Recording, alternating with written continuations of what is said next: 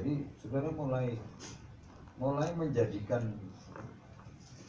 firman itu gaya hidup yang dipraktekkan. Kalau saudara mau bahagia, bukan hidupnya untuk mencari sesuatu yang mana. Tapi kalau mau bahagia itu dengar firman dan melakukan. Orang bahagia itu tidurnya nggak perlu lama-lama, saudara. Kan udah senang, saudara. Bukan ukuran berapa lama mau tidur, berapa banyak punya rumah, tapi mendengar dan melakukan. Maka coba jadikan itu sebagai gaya hidup. Keluar dari rumah adalah boleh melepaskan berkat, memuduskan jalan, diadopsi jalan yang sudah lewati. Orang cerdas itu tahu apa yang harus dilakukan. Kalau saudara itu ingin melatih hidup saudara menjadi pelaku, saudara belajar dari langkah-langkah kecil. Tidak langsung 1000 km, 100 km. Enggak.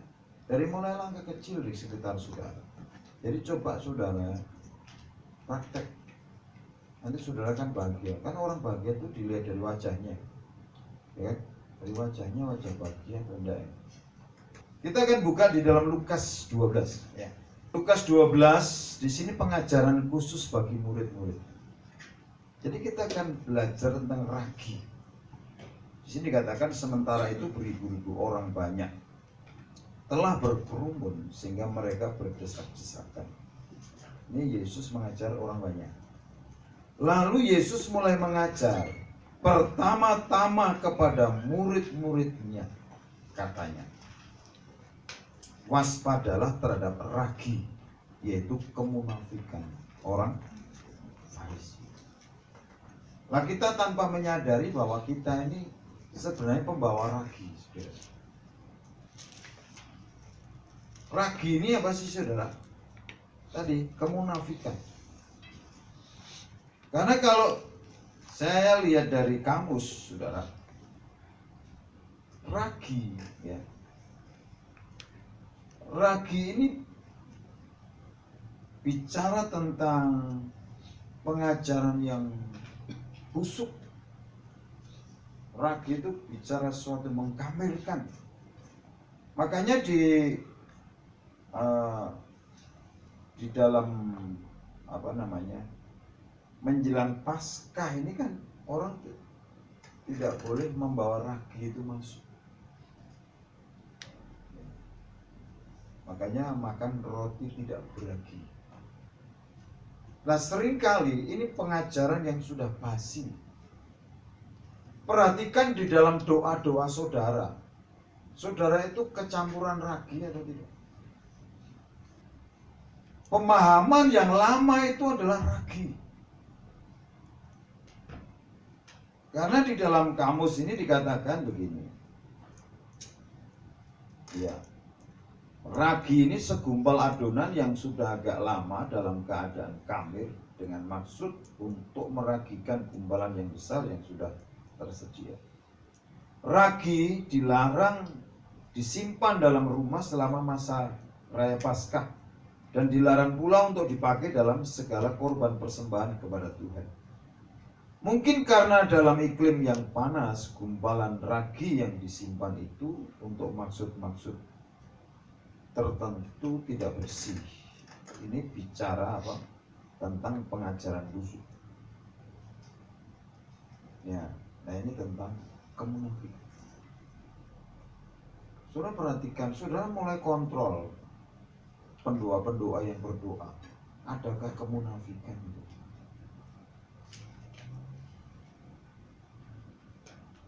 Nah kadang-kadang kita ini melihat orang berdoa itu koyo ya gitu mas. Jadi saudara, doa ini kan sederhana, sebuah komunikasi yang jujur, yang sederhana antara anak dengan bapa, antara ya domba dengan gembala, antara mempelai dengan mempelai pria. Jadi gayanya harus jelas. Model siapa? Bukan pengemis. yang memohon-mohon dan meminta-minta. Kita sedang berdoa apa dan cara berdoanya gimana. Makanya kalau saudara dapat pengajaran tentang doa, saudara mesti serius. Kalau tidak bisa tanya. Coba saudara itu setia dengan perkara kecil. Belajar setia dalam perkara kecil. Perhatikan di dalam doa. Doa, pilih kata-kata yang benar. Bukan kata-kata yang hiperbol. Tapi sederhana sebuah komunikasi. Karena dari doa itu kita bisa tahu sejauh mana pengenalannya akan Tuhan.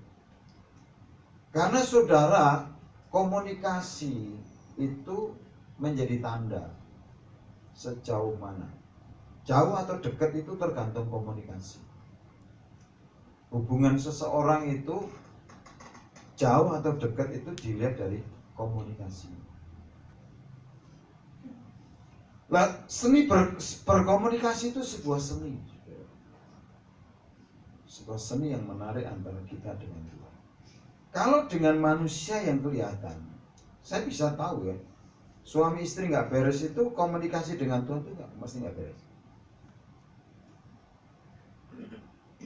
Kalau dengan sesama ya ada kepahitan, ada ganjilan, dengan Tuhan tidak bisa. Karena apa?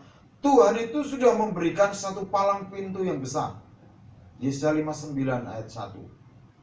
Sesungguhnya tangan Tuhan tidak kurang panjang untuk menyelamatkan, dan telinga dan pendengar tidak kurang tajam untuk mendengar. Ayat 2. Di situ apa? Ketahuan, saudara.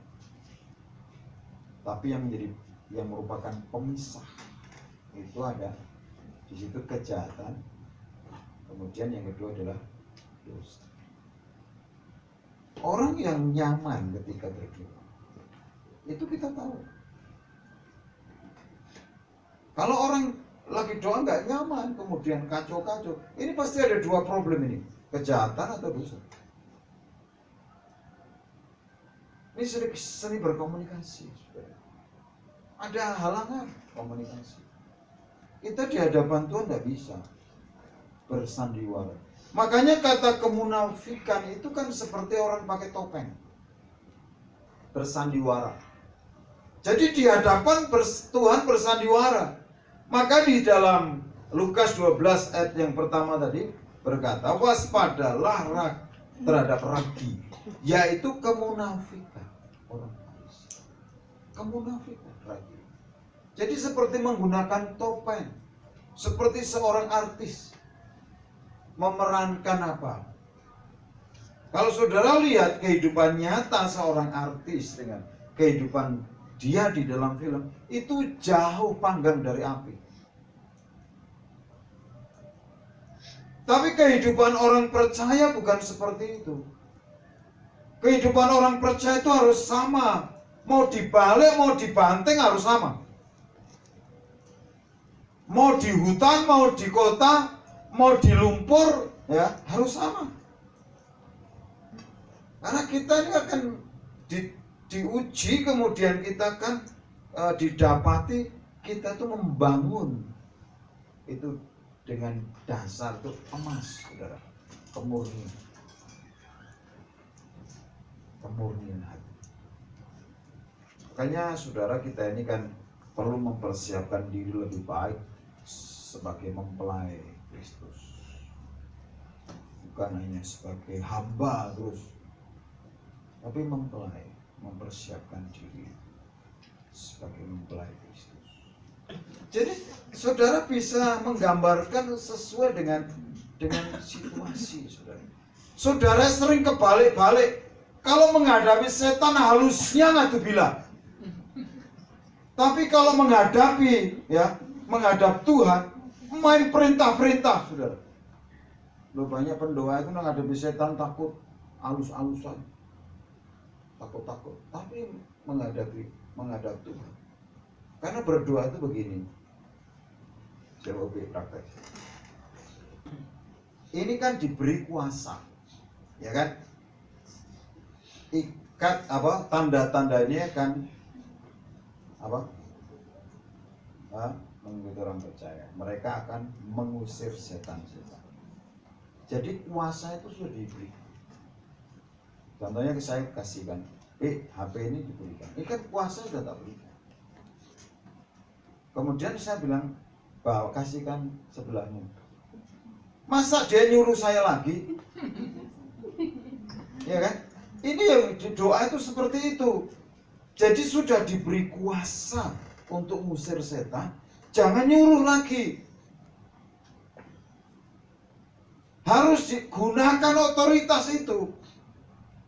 Makanya bahasa ini harus diperhatikan, saudara. Jangan menggunakan ragi lama. Dan nanti saudara kita akan lihat. Ini perlu diperhatikan, saudara.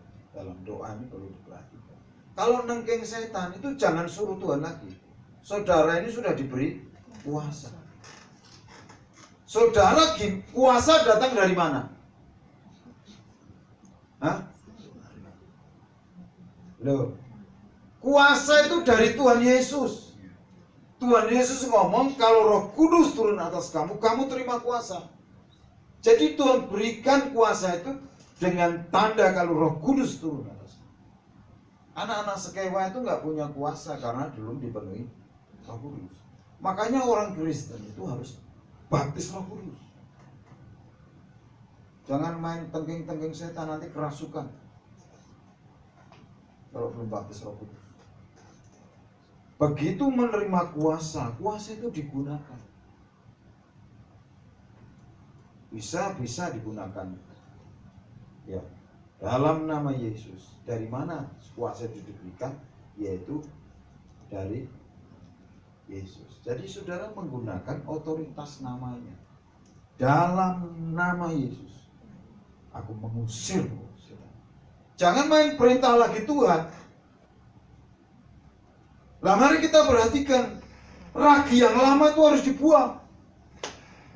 Ini. Cara yang lama itu harus dibuang. Jadi kalau diajar itu diperhatikan betul. Karena saudara itu hidup kan berhadapan betul dengan hal yang jasmani dan hal yang roh. Yang roh itu setan-setan itu roh. Yang jasmani itu tantangan hidup yang sebenarnya. Saudara menghadapi hidup itu nyata dalam dua dimensi, roh dan jasmani. Kita lihat lagi di 1 Korintus pasal yang kelima.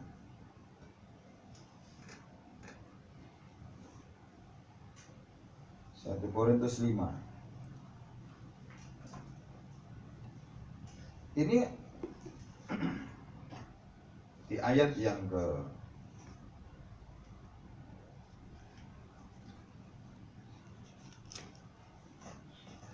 7. Di situ begini, saudara. Dikatakan, buanglah ragi yang lama itu supaya kamu menjadi adonan yang baru. Sebab kamu memang tidak beragi, sebab anak domba Paskah kita juga telah disembelih, yaitu Kristus. Kenapa dikatakan tidak beragi? Karena sudah dikuduskan oleh korban Tuhan Yesus di kayu salib, yang domba Paskah. Ini dikatakan sudah dikuduskan, sudah tidak beragi. Tetapi hidupnya jangan beragi lagi yang dimaksud. Jadi kalau sudah tidak beragi, jangan beragi. Makanya di sini ada beberapa ragi, nah kan? Makanya di ayat yang ke-8 dikatakan, karena itu marilah kita berpesta, bukan dengan ragi yang lama, bukan pula dengan ragi keburukan dan kejahatan, tapi dengan roti yang tidak beragi, yaitu kemurnian dan kebenaran. Kemurnian dan kebenaran. Ini ragi ini mengkafirkan. Jadi ragi keburukan dan kejahatan. Makanya dalam doa ini kan motif ini penting, motivasi. Kita lihat di sini tentang ragi.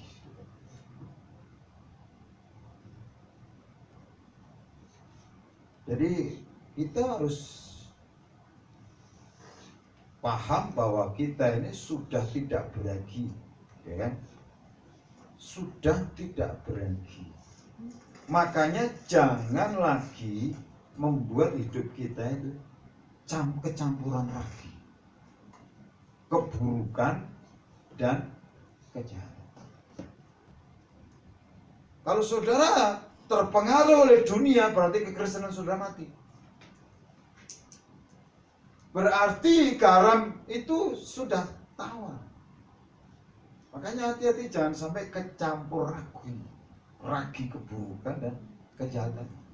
Tuhan berkata, ini firman Tuhan katakan, sebab anak domba Paskah juga telah disembelih, yaitu Yesus.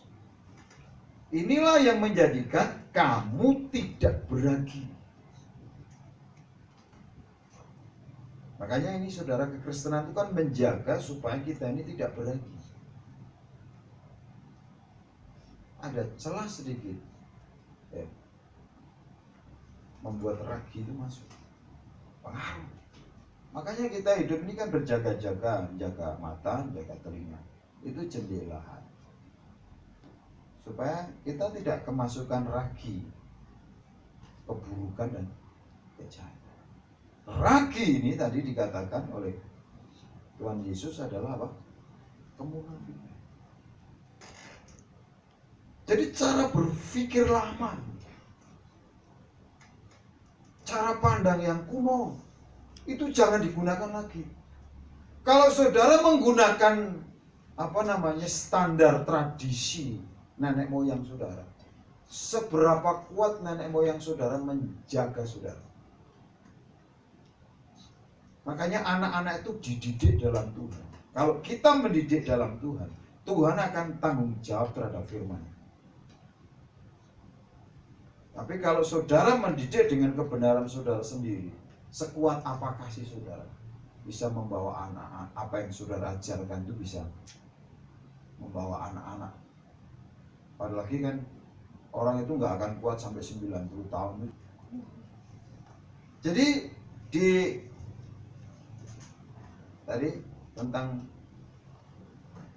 ragi ini bicara tentang keburukan, kejahatan, cara berpikir lama, kemunafikan. Makanya saudara harus dilepas topeng saudara. Karena topeng itu mesti lebih jelek dari wajah aslinya. Betul gak? Kalau saudara mau menampakkan wajah aslinya, saudara akan lebih sumringah, lebih sukacita.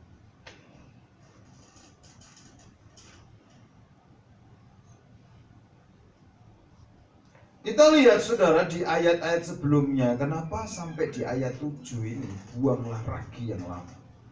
Kita lihat ya. Ini ragi yang lama, ini karena Paulus bicara tentang dosa dalam jemaat. Ini kan ragi yang lama, itu cara hidup yang lama. Pola pikir lama, cara hidup yang lama. Karena orang Korintus itu latar belakangnya penyembah berhala. Kalau sudah jadi Kristen itu jangan menggunakan standar lama. Jangan menggunakan standar ganda. Kalau saudara menggunakan standar ganda dalam hidup saudara akan capek. Kekristenan itu sederhana loh sudah. Contohnya Perjanjian Lama mengatakan jangan membunuh. Kita hidup jadi Kristen, boleh membunuh nggak? Orang boleh, itu kan Perjanjian Lama. Kita ini justru harus 2 mil. Hal yang jasmania yang diperintahkan Perjanjian Lama, Taurat itu jangan dilakukan, yang dilarang.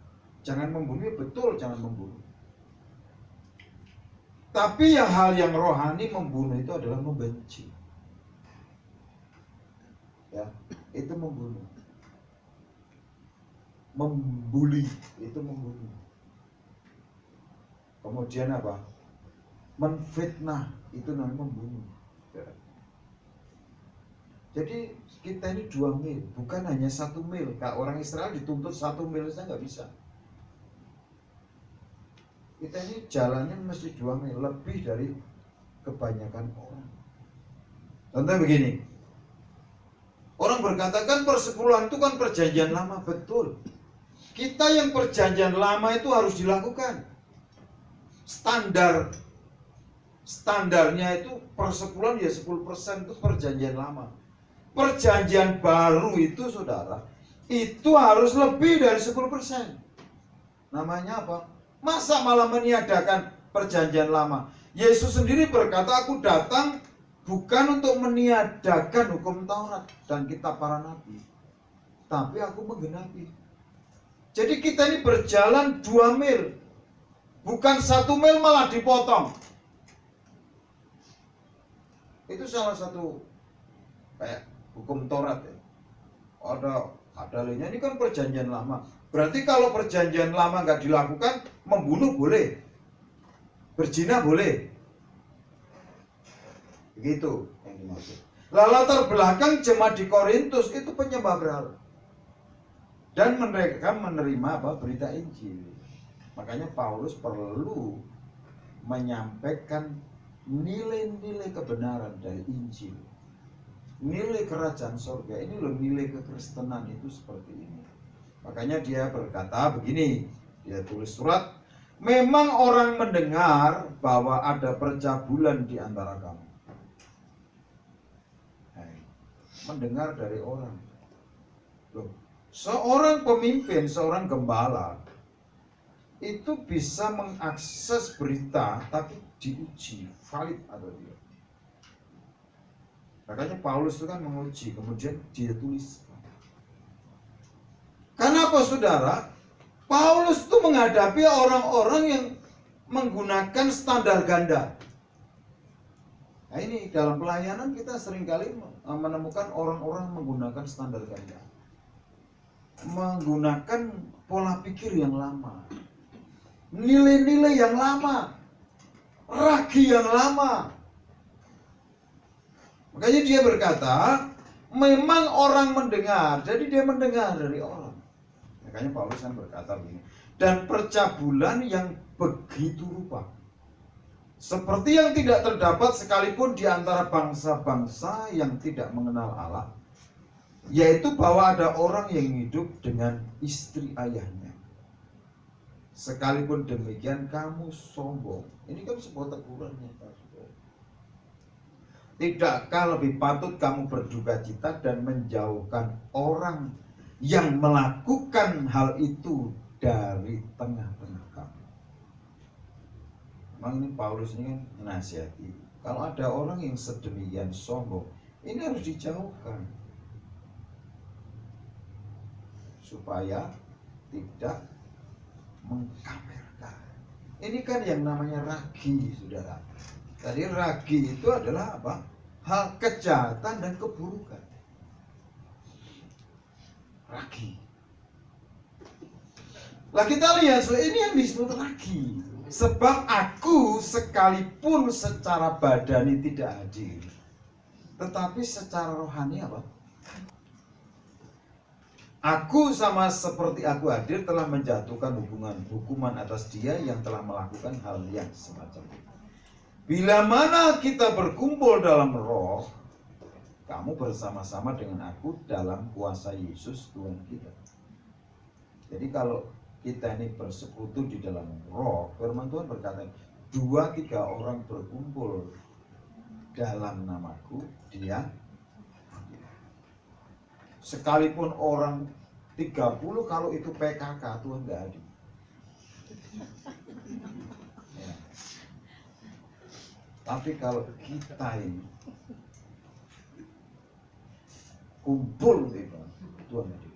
Sekalipun 2 atau 3 orang. Di situ suami istri kan 2. Tuhan hadir nggak? Sepakat. Paulus mengatakan kepada jemaat yang ada di Korintus ini, kemegagahanmu tidak baik. Tidak tahukah kamu bahwa sedikit ragi mengkamirkan seluruh Adonai. Melatih diri supaya kita ini bisa peka, bisa menjaga kalau ada hal yang buruk dan yang jahat itu masuk. Roma 12 ayat yang pertama dan kedua. Karena itu saudara-saudara, demi kemurahan Allah aku menasihatkan kamu supaya kamu mempersembahkan tubuhmu sebagai persembahan yang hidup, yang kudus dan berkenan kepada Allah. Itu adalah ibadahmu yang sejati. Jadi gimana cara kita itu tetap berada di dalam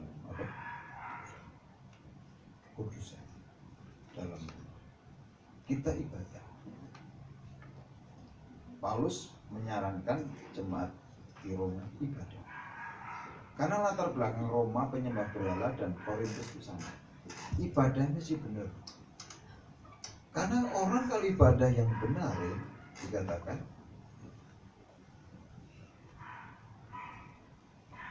ini akan bisa membedakan, ini memiliki skala prioritas dalam itu. Di ayat 2 dikatakan itu mengalami yang metanoia. Metanoia itu bukannya berubah, ya, bukan hanya bertobat, ya, dulu kemudian percaya Yesus, tapi hidup di dalam prioritas yang benar. Karena di sini dikatakan, janganlah kamu menjadi serupa dengan dunia, tetapi berubahlah oleh Tuhan. Berubah itu sesuatu yang berkesinambungan. Kita ini kan kalau kita lihat dari ulat ya, yang tadinya makannya adalah daun-daunan ya, tapi ketika berubah dia mengalami yang namanya masa kepompong. Ini masa nggak enak. Makanya saudara, kalau orang sedang berada masa inkubasi, masa kepompong, jangan dibantu, biarkan. Mau ngeluh, mau ini nggak bisa. Kalau seringkali saya menemukan banyak orang-orang gagal, orang-orang Kristen gagal dalam pendidikan, sehingga dia tidak jadi kupu-kupu, nggak bisa move on, nggak bisa terbang. Dalam waktu kairos, kita nggak tahu waktunya berapa lama, setiap orang beda-beda, kayak kupu itu beda-beda. Sehingga dari kepompong menjadi kupu-kupu. Ketika ini namanya metamorfosa, metamorfosa. Kekristenan kita ketika kita mengalami pembaharuan akal budi, kita ini standarnya bukan masalah boleh tidak boleh. Kita nanti bisa mikir sendiri, membuat keputusan, bisa membuat keputusan yang benar. Itu kan pembaruan itu dimulai dari pikiran, bukan pengekor, tapi kita ini buat keputusan, bisa menempatkan hal yang benar di tempat yang utama, prioritas. Makanya di sini dikatakan sehingga kamu dapat membedakan manakah kehendak Allah. Jadi ini bisa menempatkan prioritas dengan benar. Kehendak Allah ini ditempatkan di tempat yang tepat. Apa yang baik, yang berkenan kepada Allah dan yang sempurna. Itu bisa ngerti prioritas dalam hidup. Jadi kekristenan itu sesuatu yang bertumbuh. Jadi ketika dikuduskan oleh darah Kristus, jangan lagi kita ini ditarik kepada bercampur lagi, tapi kita ini bertumbuh sehingga mengalami pembaharuan akal budi, bisa membuat prioritas. Sehingga kalau berdoa itu memilih ini apa yang didoakan, posisi, kemudian kata-kata yang tepat. Karena orang berdoa itu sama dengan melepaskan anak panah. Kalau saudara salah, anak panah itu nancep di diri saudara sendiri. Dengar pengajaran Yesus. Yesus tukang kayu, latar belakangnya. Tapi Petrus berkata, ya, karena engkau menyuruhnya, maka aku tebarkan jarum. Begitu dia nebarkan jala, dapat. Padahal sebenarnya hari siang itu sudah tidak ada ikan seperti biasanya. Tapi justru di ombak yang besar itu yang ada ikan besar. Kalau ikan kecil nggak berani di ombak besar, dia dapatkan ikan besar.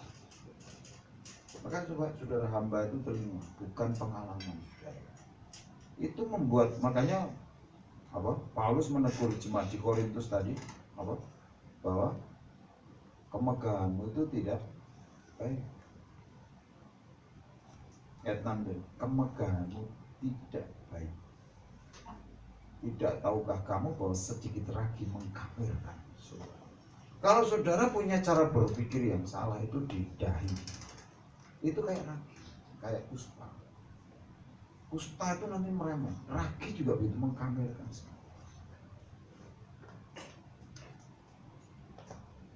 Semua. Mari mulai saudara berubah oleh pembaruan akal budi kita karena apa? Firman Tuhan. Amin. Mari kita berdiri, kita sembahyang.